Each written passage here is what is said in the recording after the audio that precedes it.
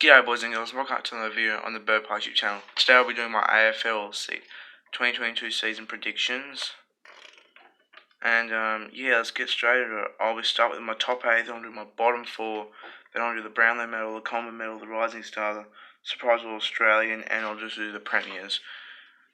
Comment down below what your predictions are, some of them, and tell me if I've missed out anything else I should predict. But yeah, let's just get straight into it. Alrighty, let's start with the top 8. I'll go from 8th to 1st, so let's get straight to it. 8th, I've got Freo. Now, I think they're going to improve this year. They've got up-and-coming Caleb Sarong, who's been quite good for them. Nat 5, things are alright too. Haven't really seen any practice matches, but that's going off what I've seen last year. And yeah, I think they'll make 8th.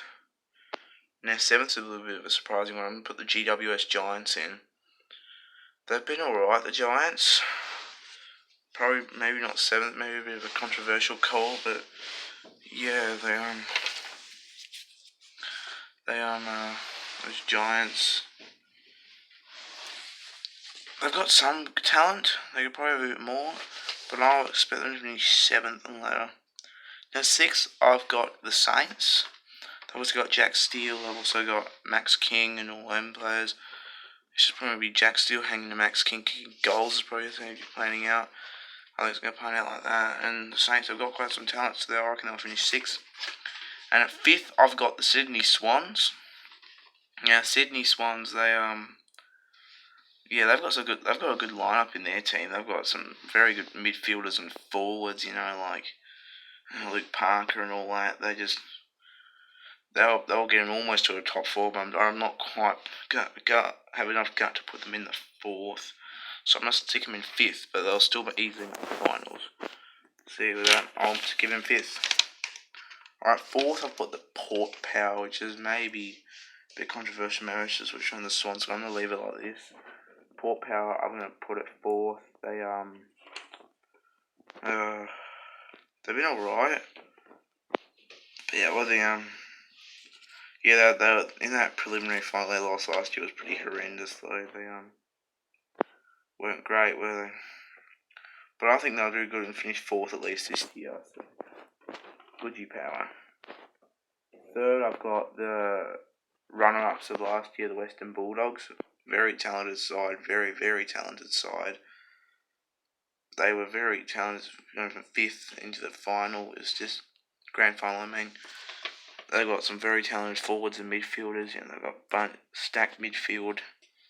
And they'll play some good footy this year, I reckon. 2nd, I've got the Premiers from last year, the Melbourne Demons. Obviously, they've got some people who are like probably up for the Brownlow, who can actually possible Brownlow medalists this year. But yeah, they've got Petrarca and Oliver and Max Gorn. They've got Lamb, and they're doing quite good as well. So yeah, I reckon the Melbourne will finish quite high. And first, the minor premiers I'm going to say is going to be the Brisbane Lions. Now, they did quite well into that semi-final where they lost by 1 point to the Bulldogs. But they have got a pretty good lineup as well. So I think they possibly could finish in 1st place in this year's season. Alright, that's my 8. Probably a bit controversial. Probably a few things that shouldn't be in there, but that's just my predictions. I'm not an expert by the way. So. Anyway, bottom 4. I'm going to go from 15th to 18th. So let's start off. 15th, I'm going to put the Hawthorn Hawks. Over the past few years, the Hawthorn Hawks, they haven't been that great. Past couple of years, they haven't been that great, have they? They've just, they have been finished in that bottom 4 stuck in the bottom 4 for a while. I think they'll just rise just to the top of that bottom 4. Maybe they could finish 14th in my West Coast Eagles, which they might have a bit of a year as well. But I'm going to put the Hawks in 15th and probably have the Eagles in 14th. And that's right, I just think that. In 16th, I'm going to put last year's Wooden Spooners, the North Melbourne Kangaroos. They've got an up-and-coming midfield, so that's why I put them up a couple of spots. I don't give them the Wooden Spoon. I don't think they'll win it 2 in a row, but yeah, I think they have upcoming midfielders, but they need just a bit more experience. Then they could be very good midfielders. So I'm going to put North Melbourne at 16th. 17th, I'm going to put the wooden spooners in the year of Corona to the 2020 Adelaide Crows. They haven't been that great either. They haven't got much of a lineup since they were steady bets really. The Crows they they probably need some up and comers with a few to actually leave that bottom four, but no, I think they'll finish right near the bottom this year again. And my wooden spooners this year is going to be the Collingwood Magpies. They were pretty horrendous last year.